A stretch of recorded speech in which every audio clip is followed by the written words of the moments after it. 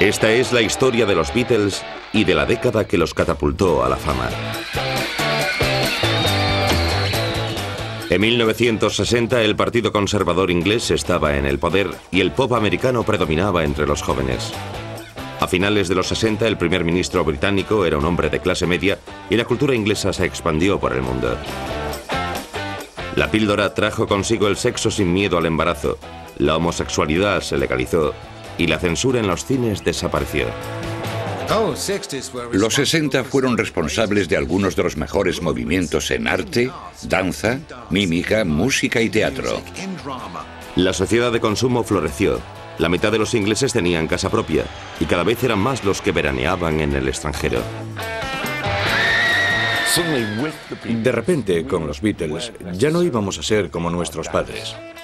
Los Beatles fueron el motor de esta transformación. I Want to Hold Your Hand. Cuando la oí, mi vida cambió. Esta serie trata la revolución cultural y social que supusieron los 60. Los Beatles se convirtieron en símbolo de la década.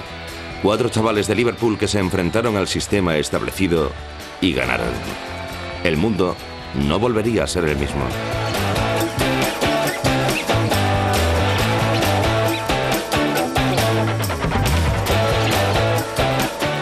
Los 60, la década de los Beatles. Episodio 2, sexo, espías y rock and roll. Liverpool, 1962. La Caverna. Un imán para adolescentes ansiosos por oír lo último de las bandas locales. Una en particular estaba causando sensación. Se llamaban los Beatles. Solo tenían un sencillo publicado. Una de las tiendas de discos más grandes de Liverpool era NEMS. Los jóvenes acudían en masa por el disco de los Beatles. Intrigado, Brian Epstein, el dueño de la tienda, fue con su ayudante a la caverna en su hora de comer para ver de qué iba aquello. Eran impresionantes. Iban muy desaliñados, todos de negro, de cuero negro. Era una auténtica visión.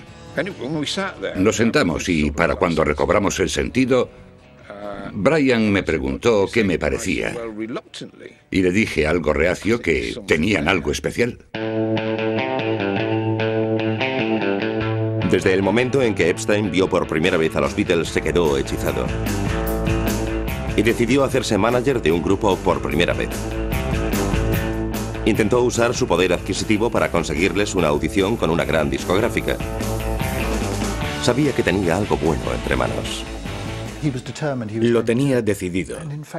De hecho, no le resultó demasiado difícil, porque en la tienda familiar se vendían muchos discos.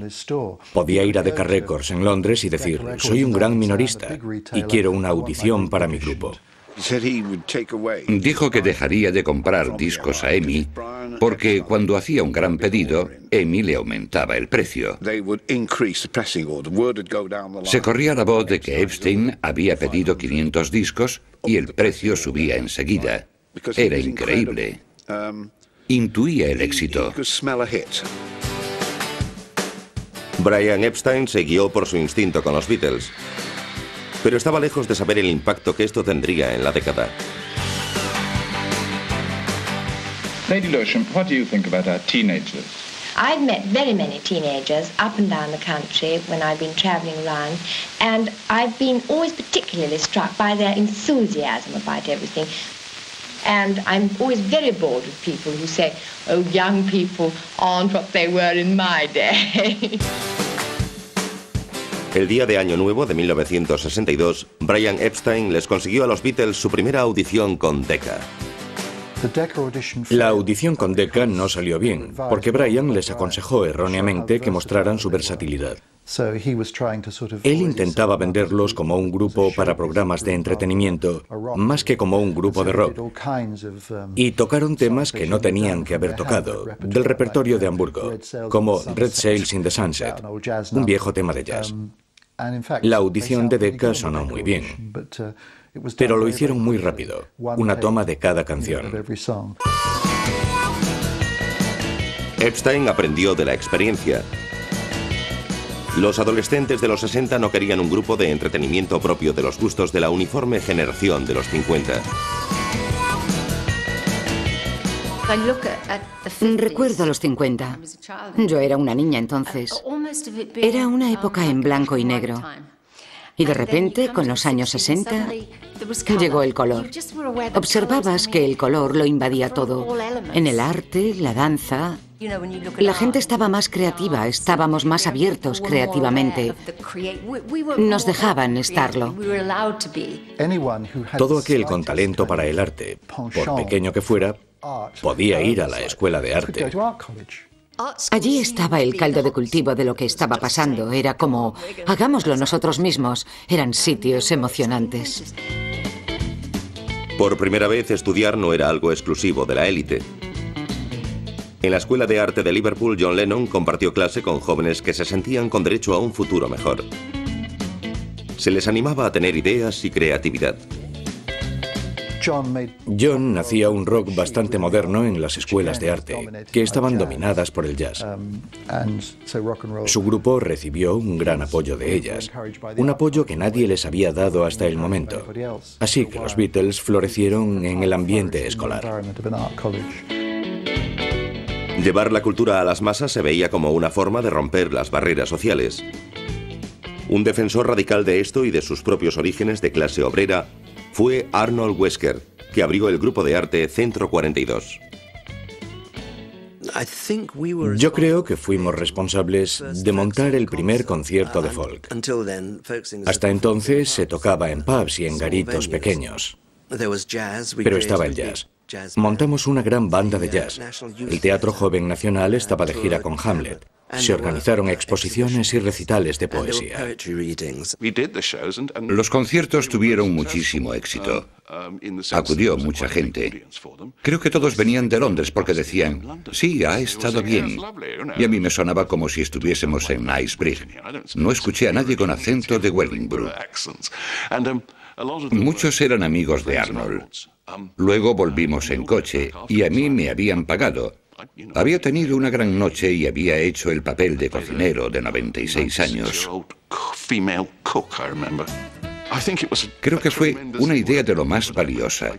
Me di cuenta de que no puedes meterle a la gente la cultura por la fuerza. Inspiró a mucha gente para revitalizar los centros culturales y de arte.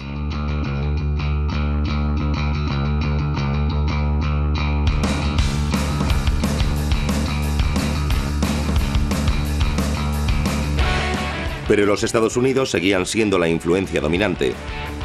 Una moda que arrasaba entre los jóvenes ingleses era el look o aspecto motero. Hablaba de rebelión y a los padres no les gustaba. El look rock and roll que tenía, por ejemplo, James Dean, les gusta incluso a los jóvenes de ahora. Consistía en camiseta blanca, vaqueros y chaqueta o cazadora de cuero. Los Beatles querían dar esa imagen y a la gente le sigue gustando. Hay una anécdota. Estaban de gira con Helen Shafiro, muy al principio. Iban a tocar en el baile de las juventudes conservadoras y no les dejaron pasar. No causaron problemas, pero no les dejaron entrar y se marcharon. Todo aquello tenía un tufillo depravado. No habían hecho nada, solo llevaban chaquetas de cuero negro. Pero Epstein se dio cuenta de que para atraer a más gente debían abandonar el look de cuero. Necesitaban una nueva imagen. Si querían que su música pop se oyera por todo el país, si la querían en la BBC, debían dar buena imagen. No podía ser dura ni peligrosa. Él les dio uniformidad. Les compró unos trajecitos muy monos. Les dio un par de consejos escritos. Sigo guardando las notas. No escupáis, no digáis palabrotas, no fuméis en el escenario. Paul lo aceptaba, pues no habían tenido un manager de verdad profesional. No habían firmado ningún contrato discográfico. Estaban abiertos a las influencias. John posteriormente me contó que odiaba los trajecitos. Eran bastante inusuales y chocaban un poco porque no se podían ver las corbatas al tener el cuello cerrado. Pero él les dio un toque elegante, como desastre, como las primerizas bandas de chicos, solo que ellos sí sabían tocar. Y Epstein quería atraer a los preocupados padres tanto como a los adolescentes.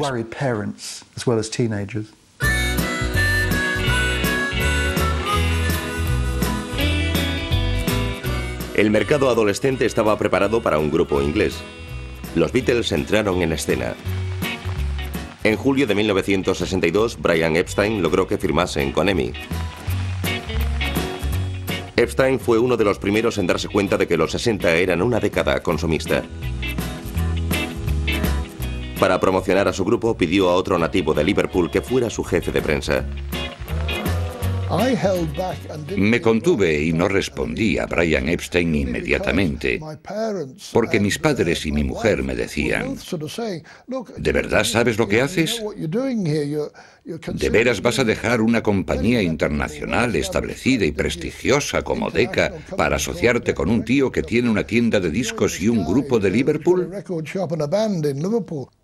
Y Corrin, mi mujer, me decía: nos acabamos de casar, vamos a firmar una hipoteca. Pero no pude resistirme. En esa época nadie, ni siquiera los propios Beatles, esperaban que la vida del grupo fuera a ser tan larga. Y al mismo tiempo, Brian Epstein decía: tengo un grupo que va a ser grande, quizá más que el propio Elvis Presley. A principios de los 60, los Estados Unidos eran un país joven y seguro de sí mismo, representado perfectamente cuando John Kennedy fue elegido presidente en 1960. The outstanding personality of the year. John Kennedy is elected to America's greatest political office. Youngest ever president, first Roman Catholic to go to the White House. What an amazing triumph. Kennedy era joven y moderno. Adoraba el nuevo poder de los medios para promocionar su imagen. Se deleitaba con los emocionantes desarrollos tecnológicos. En 1962, Kennedy hizo la primera emisión en directo vía satélite. I understand that part of today's press conference is being relayed by the Telstar Communications satellite to viewers across the Atlantic, and this is another indication of the extraordinary world in which we live. Mientras los Estados Unidos representaban la modernidad y el progreso, en Inglaterra había la creciente sensación de que el gobierno conservador estaba fuera de onda. Las cosas comenzaban a torcérsele al primer ministro Harold Macmillan. La primera señal de peligro se produjo en marzo de 1962, cuando por unas elecciones locales en Orpington, los conservadores perdieron uno de sus escaños más seguros. 4 meses después, Macmillan hizo cambios más que drásticos en su gabinete. Macmillan siempre presentaba la imagen de ser una reliquia victoriana imperturbable, pero lo cierto es que era astuto, felino, un político maquiavélico, y muchas de esas personas eran viejos amigos políticos suyos. Era gente que había trabajado para él, que le había sido fiel, y cuando la prensa contó la verdad causó asombro que fuera tan despiadado como para deshacerse de un tercio de su gabinete. La carnicería política más cruel de la historia inglesa. Se la llamó la noche de los cuchillos largos. Todos estaban de acuerdo. Macmillan se equivocó. Pero los días de Macmillan también estaban contados.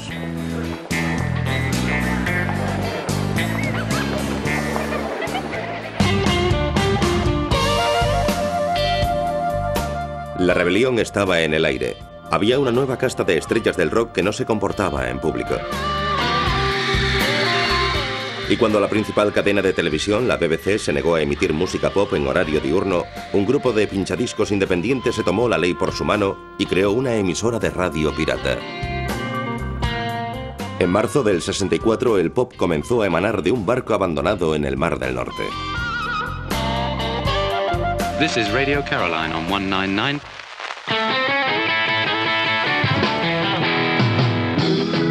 Millions of kids have learned to say I love Caroline. They laugh it up from 6 in the morning until 8 o'clock at night.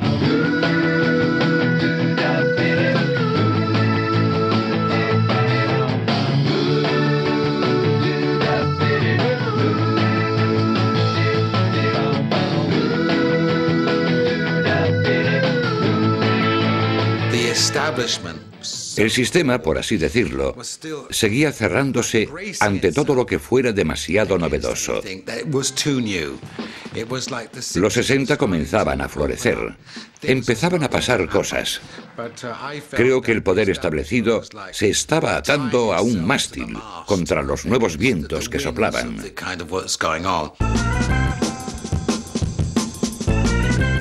Pero a la clase gobernante le aguardaba un shock. Mientras la música pop arrasaba, Inglaterra estaba a punto de conmocionarse con historias de espías, contraespías y señoritas de compañía.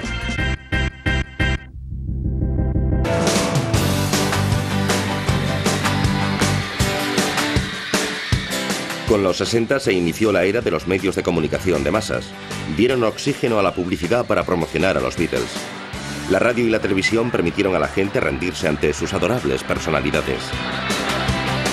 Había nacido la Beatlemanía. Top vocal group, the Beatles, naturally. They're a choice nobody will quarrel with. They've made the year's best top vocal disc. Los chicos de Liverpool demostraron que no hacía falta ir a un colegio privado para triunfar. En todas partes, desde los pisos del West End hasta los de protección oficial, se escuchaban las canciones de los Beatles, y su atractivo masivo estaba derribando barreras sociales. El chic norteño estaba de moda. Los Beatles no lo inventaron. Formaron parte de la ola de fascinación por ese estilo de vida. Y el gracioso acento de Liverpool de John se convirtió en algo encantador. Eso era lo mejor de los Beatles. En cuanto triunfaron y tuvieron personalidad propia, tocaron, cantaron y se comportaron como en su ciudad natal. Y para mí, que había crecido en los 60, que estaba trabajando en Londres por entonces, fue alucinante ver que procedían del mismo estrato social que yo. Sus fans adolescentes los trataban como a reyes. Pero en una actuación en el Royal Variety, a la propia familia real le esperaba una sorpresa. John Lennon se atrevió a gastar una broma a expensas de la clase alta frente a millones de telespectadores. Invitó a una audiencia cargada de joyas a sacudirlas a modo de aplauso. Fue la primera vez que una estrella del pop le habló a la realeza de tú a tú. Estaba en su presencia y les dijo que sacudieran las joyas, algo que unos años antes habría sido inaudito, pero que marcó el comienzo de algo. La enjollada audiencia se lo tomó muy bien. Pero el mensaje de los Beatles se oyó alto y claro. La era del respeto incuestionable había terminado. Durante los 50 hubo una desilusión generalizada. Parecía que la posición inamovible de la clase alta se había tambaleado. La gente estaba preparada para que se gastara una broma en un acto real. El descaro de los Beatles formaba parte de una tendencia más amplia que cuestionaba al poder establecido. El primer ministro conservador Harold Macmillan fue un objetivo fácil para una nueva generación de jóvenes escritores y cómicos. Sobre todo de licenciados de Oxford y Cambridge que se reían de los mandamases. En el gabinete de Macmillan casi todos habían ido a Oxford o a Cambridge. Muchos de ellos habían ido a Eton. Macmillan incluyó en su gobierno a parientes políticos. Se casó bien. La gente pensó que en la era de los colegios públicos, de la bomba atómica y el utilitario, aquello no encajaba. Al principio te asustaba ver a alguien siendo tan maleducado con los personajes públicos. Y sí. La sociedad se estaba fragmentando y en cierto modo era bueno, porque teníamos y seguimos teniendo mucho respeto por las diferencias sociales, pero era mucho peor antes de los 60. Cuando la BBC se unió al clamor general, fue obvio que algo estaba cambiando. En noviembre del 62, David Frost presentó el programa satírico That Was the Week That Was, o Así fue la semana. Fue impresionante ver que la gente a la que antes se le tenía un respeto enorme estaba siendo objeto de burla de forma despiadada y pública. Y además en la BBC, que hasta entonces había sido un respetable engranaje del sistema. Fue un shock, pero un shock muy positivo para muchos. Y como todo aquello que rompe tabúes, el placer y la comicidad de la época eclipsaron los posibles daños. Fue un punto de inflexión, eso es incuestionable. En la primavera del 63, los jóvenes cómicos recibieron un regalo cuando el mayor escándalo de la historia del gobierno británico salió a la luz. Las revelaciones tenían todos los ingredientes de una novela de espías. Lo tenía todo. Había espías rusos, señoritas de compañía y escándalos de sociedad. Tenía todo lo que la prensa popular y el público inglés adora devorar. El 22 de marzo del 63, el ministro de Defensa inglés, John Profumo, negó ante la Casa de los Comunes haber tenido una aventura con una señorita de compañía. 10 semanas después se supo que había mentido y se le obligó a dimitir. Por supuesto, no se puede obviar el hecho de que era un ministro conservador el que había mentido ante los comunes. Y Macmillan, incrédulo ante lo que había pasado, procedía de un entorno donde esas cosas no se podían comprender de modo alguno. No ha vuelto a darse un escándalo parecido. Nada en la historia moderna inglesa se puede comparar con el escándalo Profumo, ya que monopolizó totalmente la atención pública, con una repercusión nefasta en el gobierno. Harold Wilson, líder del Partido Laborista, vio una oportunidad para capitalizarlo políticamente. El ministro de Defensa había compartido chica de compañía con un espía ruso. Se temía que se hubieran revelado secretos de Estado entre las sábanas. Wilson pronunció en el Parlamento un discurso magistralmente escrito, diseccionando sin piedad el manejo que había tenido Macmillan del asunto Profumo y señalando los riesgos de seguridad. Destrozó a Macmillan. Fue el peor día en los comunes para él y el mejor para Wilson. El mensaje básico de Wilson era que quienes gobernaban el país no deberían estar ahí, que no tenían formación tecnológica, que eran incompetentes, amateurs, además de ser obviamente inmorales y corruptos al mismo tiempo. Así que esto fue un ataque más amplio a su capacidad para gobernar. La ironía es que el propio Wilson sabía perfectamente que el problema de seguridad era mínimo. No había tal problema, ni riesgos de seguridad, porque Profumo nunca había compartido a la chica con un espía ruso. Eso era lo que la gente pensaba, pero jamás ocurrió. El espía ruso que realmente les tenía que preocupar era Kim Philby, jefe del servicio secreto inglés. Era doble agente para la Unión Soviética y le reclutaron como parte de un grupo de espionaje cuando estudiaba en Cambridge. El más astuto de todos era Kim Philby. En 1951 se sospechó de él, pero no se pudo probar nada. Y luego, en 1963, se pasó a la Unión Soviética. Y eso fue una humillación terrible para el servicio secreto inglés. A Macmillan no le pudo pasar en peor momento. Pero Wilson, que podía haber aprovechado esto en su propio beneficio, tenía otros planes. Wilson dejó escapar a Philby conscientemente. No se aprovechó del tema por una razón. Quería que Macmillan siguiera en el poder como líder conservador, porque sabía que podía vencerle. No quería que dimitiera por los escándalos, quería que siguiera ahí, aunque debilitado y dañado. Así funcionaba Wilson, era un maestro a la hora de confrontar a la gente. Wilson hizo bien en esperar. Unas semanas después de la traición de Philby, el gobierno Macmillan sufrió otro golpe: el informe de Lord Denning sobre el escándalo Profumo. Con su estilo sensacionalista se convirtió en un superventas nacional. El primer día vendió 100.000 ejemplares. El público estaba escandalizado y disfrutó con las historias de sexo, espías y escándalos políticos. Los poderes fácticos ya no volverían a gozar de respeto incontestable.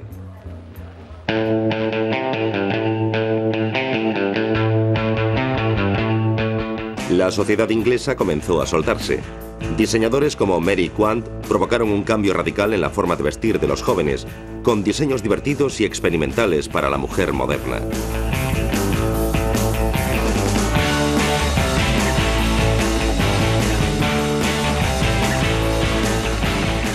Mary Quant, in her rainwear designs, evidently emphasizes that drab weather should be countered by gaiety, even in waterproofs. Yo iba a Harrods a comprar el material para las prendas, porque tenían todo lo que necesitaba. Yo quería telas para hombres, como la pata de gallo y los cuadros escoceses, cosas por el estilo. Y los mezclaba con telas de lo más femenino: satén, encaje y bordes delicados. Me encantaba la mezcla y sentirme pícara por estar usando botones de pantalón de hombre para mis preciosos vestiditos.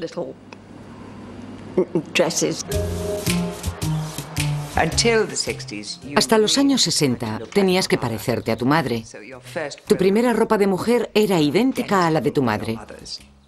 Te peinabas igual que ella. Y de repente crearon moda joven.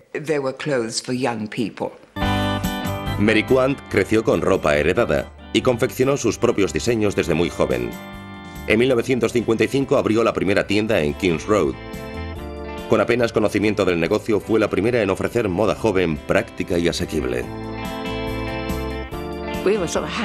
Procurábamos mantenernos al día, pero todo iba demasiado rápido.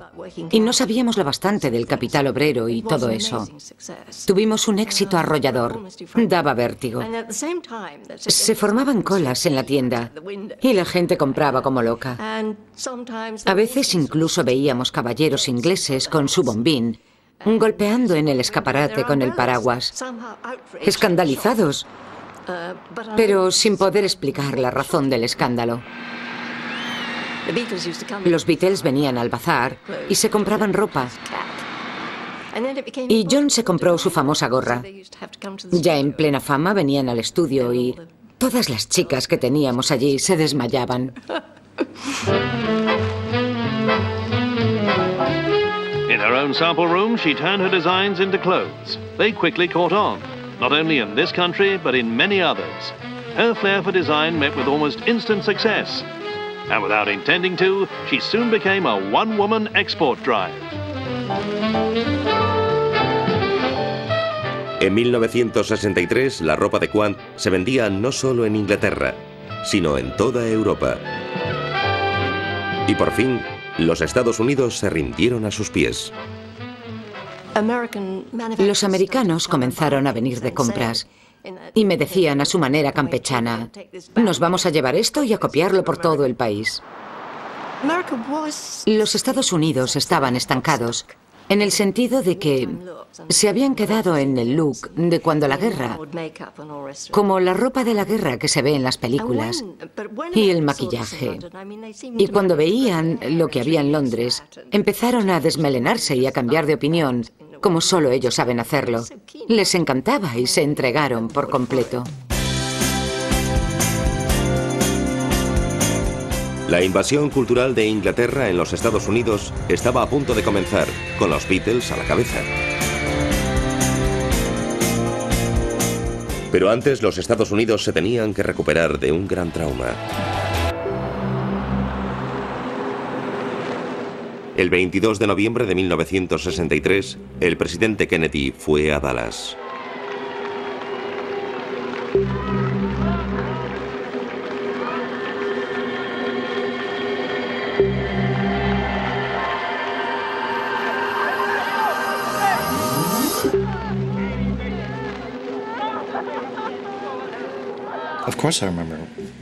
Claro que recuerdo lo que estaba haciendo cuando mataron a Kennedy. Estaba en el colegio. Era la última clase del día. Y el director, Stanley Lorenzen, lo anunció por megafonía: han asesinado al presidente. Y la chica que tenía detrás, Mary Ann Golden, dio un grito y dijo: ¿por qué siempre matan a los grandes? A lo que Bob Gerrity, el chico 2 filas detrás de ella, respondió: la historia dirá si era un grande. Y luego una chica llamada Sue Geller dijo: Bob, ¿por qué no te callas? Kennedy se había convertido en un símbolo extraordinario de vigor y juventud para el público inglés. Kennedy era una figura muy atractiva, como lo fue la princesa Diana. Recuerdo que lloré cuando oí en la radio que lo habían asesinado. John F. Kennedy was given a state funeral at St. Matthew's Cathedral on the 25th of November. Afterwards, his body was laid to rest at Arlington National Cemetery.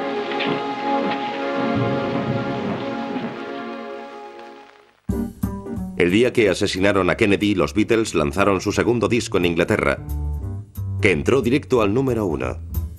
Brian Epstein estaba convencido de que podían conquistar los Estados Unidos, pero si lo conseguían sería una hazaña extraordinaria.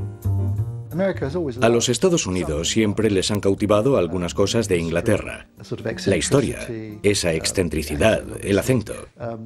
Claro, eso vendía en los Estados Unidos, pero el pop no. El empresario neoyorquino Sid Bernstein lo veía de otro modo. Había leído sobre el éxito de los chicos en Inglaterra y quería ser el primero en introducirles en su país. Llamé a Brian. Se puso al teléfono con ese acento británico y yo oculté como pude mi acento del Bronx y le dije: señor Epstein, me encantaría presentar a sus chavales, a su grupo en los Estados Unidos. Y me dijo, ¿y por qué quiere suicidarse? No consigo que los emitan en los Estados Unidos. Brian no quería lanzar a los Beatles a un mercado no preparado y cerró un trato. Acordamos concedernos un año. Eso sería el 12 de febrero de 1964. Pero me dijo, hay una condición. Si no se han emitido para octubre del 63, tenemos derecho de cancelación. Antes de que mataran al presidente Kennedy, los Beatles eran desconocidos en los Estados Unidos. Sus discos los distribuía EMI a una serie de discográficas, pero no pasaba nada. Y la primera canción, Lennon-McCartney, que entró en una lista norteamericana, era una versión de Del Shannon, From Me to You. Pero entonces ocurrió algo inesperado. En enero de 1964, los Beatles se enteraron de que habían copado las listas estadounidenses. El 7 de febrero, los Beatles salieron del aeropuerto de Heathrow rumbo a América. Iban a enfrentarse al mayor reto de su carrera hasta el momento.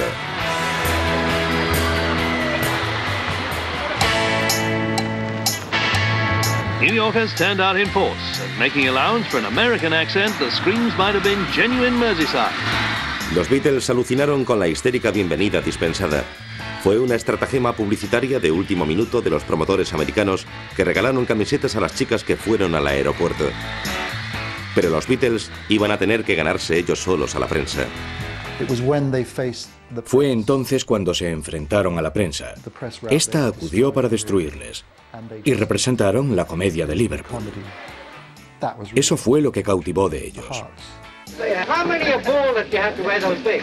All of us. I'm bald. You're bald? Oh, we're all bald. Don't tell anyone, please. I'm deaf and dumb too. Have you got a haircut at all? No. No, thanks. I had one yesterday.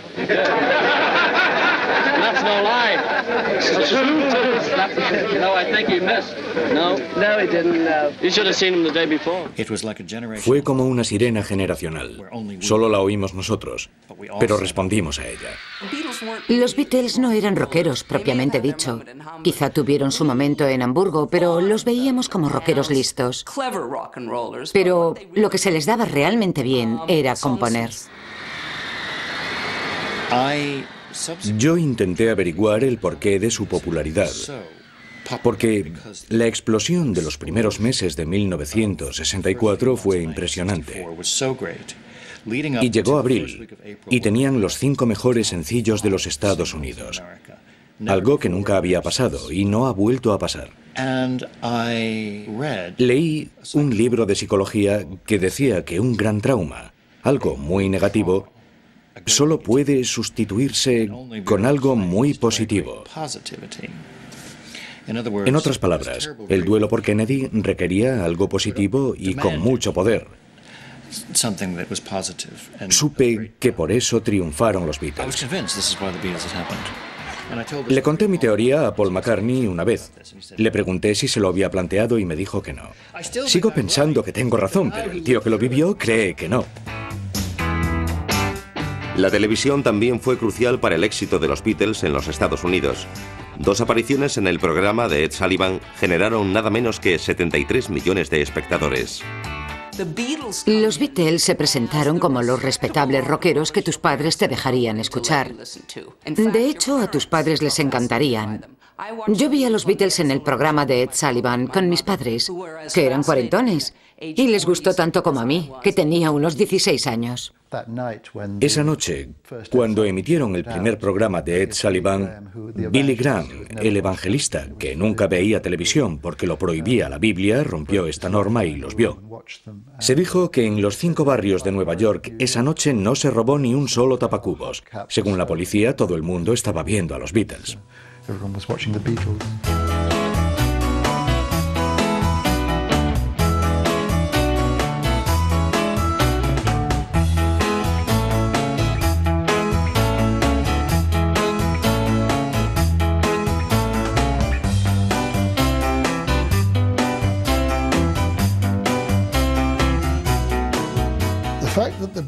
El hecho de que los Beatles pusieran el mercado patas arriba abrió las puertas de los Estados Unidos a muchos otros artistas que llegaron tras ellos. Cogieron el testigo de Bill Haley y de ese rock y lo exportaron a los Estados Unidos. Es una imagen que hemos estado construyendo desde entonces.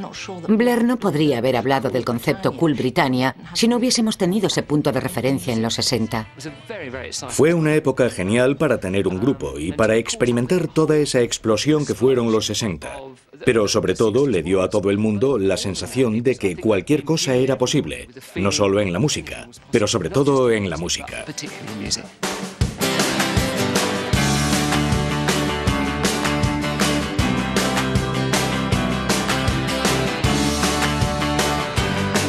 Había un hambre insaciable de música pop. El éxito sin precedente de los Beatles representaba un sueño, y surgieron nuevos grupos por todo el país.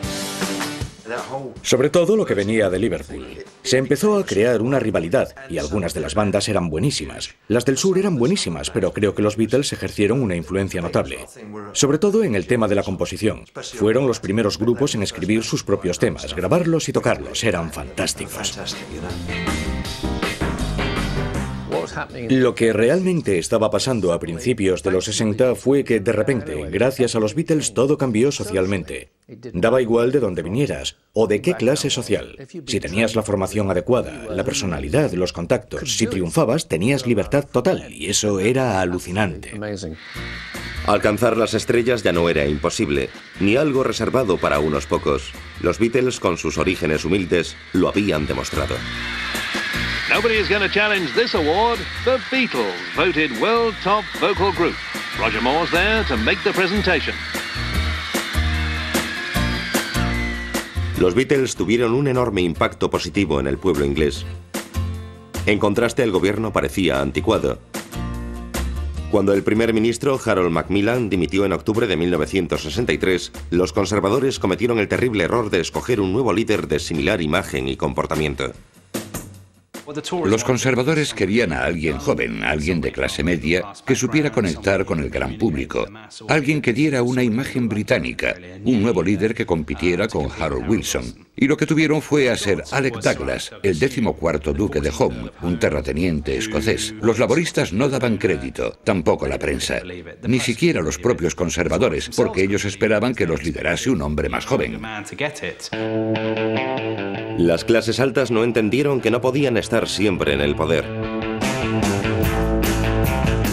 Había nacido una nueva aristocracia.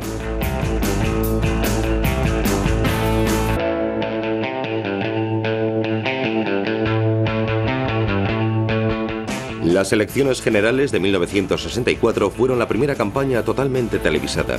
El líder de los laboristas, educado en colegios públicos, Harold Wilson, ofrecía a los votantes una Inglaterra nueva y moderna. La televisión llevaba a los líderes de los partidos a las salas de estar y hasta a los dormitorios, si eras lo bastante tonto como para ver la tele en el dormitorio, o lo bastante rico. Fue un impacto colosal por la forma de comportarse de la gente y de salir en televisión en plena campaña. Se convirtió en una pieza clave para el resultado electoral. Wilson era muy consciente de cómo aprovechar lo que le brindaba la nueva era mediática. Un líder nuevo necesitaba amigos nuevos.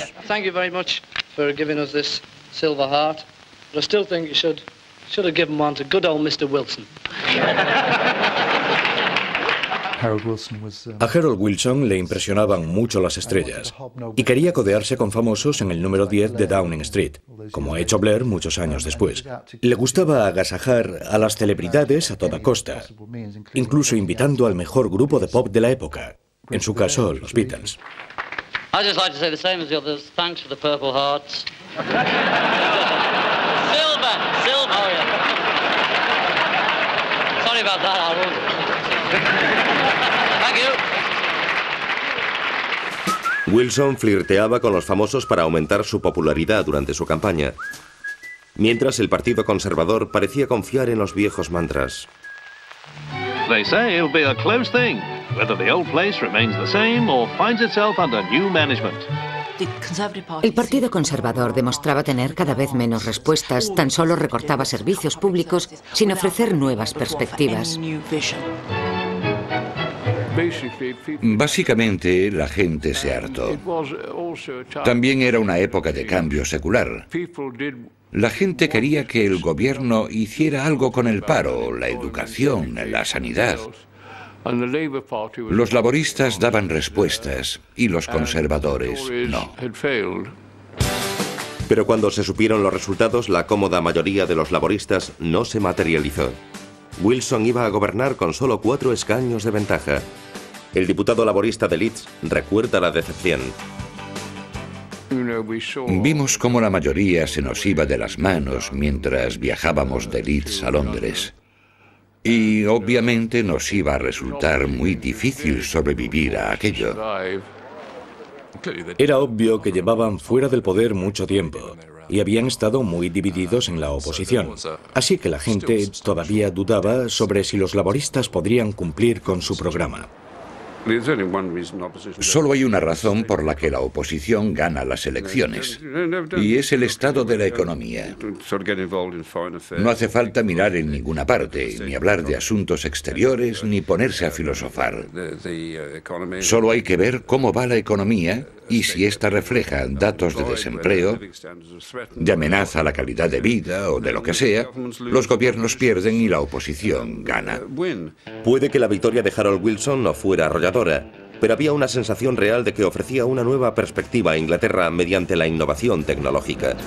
Wilson no solo prometía un mundo mejor, prometía un mundo mucho mejor, más brillante, más moderno, en el que todo el mundo iba a prosperar, en el que las distinciones sociales quedarían eliminadas por la modernización, y en el que, en virtud de la revolución tecnológica que él predicaba, se estaba gestando una nueva Inglaterra de monorraíles y aerodeslizadores.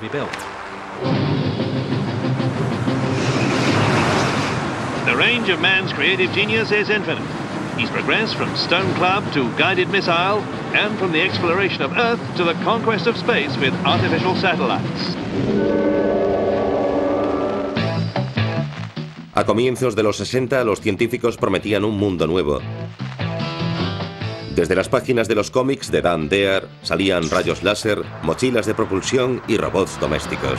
Oscar, the radar vacuum. Los transistores llevaron la música a las habitaciones de los adolescentes. Y los ingleses con orgullo desvelaron un gran avance tecnológico, un avión que podía despegar verticalmente. Straight up. Once again, we owe our thanks to science. Creo que la gente de los 50 y principios de los 60 tenía un enorme optimismo y una gran fe en que la ciencia traería consigo un nuevo mundo lleno de posibilidades e igualdad, eliminando las necesidades y la enfermedad. Y tenían razones fundadas. Las vacunas, los coches, la televisión, los aparatos domésticos que ahorraban trabajo, eran productos de la ciencia. Estas cosas han transformado la vida de la gente. Y por eso cuando ves películas de los 50 o 60 en las que imaginan el futuro, es completamente distinto a esta sociedad. Se imaginan un desarrollo continuo. Había una gran fe en el futuro. Look, tomorrow's TV telephone is here now. Good afternoon, Miss Dean. Any messages? A couple, sir. Wonderful. But there are a couple of snags. It could just catch you off your guard. Oh, I'm sorry, dear. I'm working late tonight. Oh, not again. Cuando estudiaba arquitectura en los 60, me dijeron que en el tercer milenio ya no habría edificios de oficinas, que las ciudades serían sitios donde nos divertiríamos y que viviríamos y trabajaríamos en lo que se llamaba la villa electrónica. Yo iba a vivir en Rutland y tendría una habitación entera reservada para un ordenador de válvulas con el que podría hacer todos mis diseños y enviar mensajes a todo el mundo. Todo con máquinas que parecían salidas de cómics y vestido tipo Star Trek, un mono de licra con botitas de duende. El mundo moderno es muy decepcionante.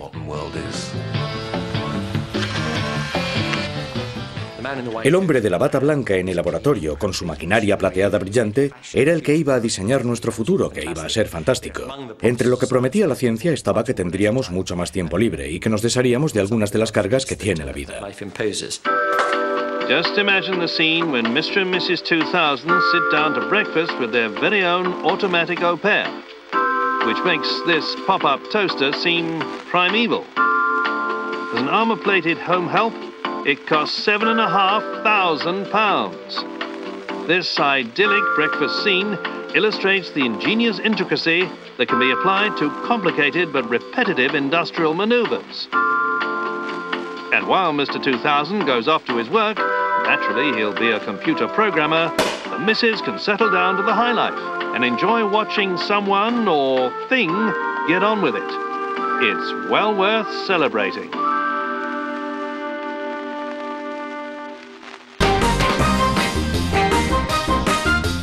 A finales del 64, Inglaterra había cambiado. Los Beatles habían llegado. Las barreras sociales caían y la sociedad avanzaba imparable hacia la era moderna.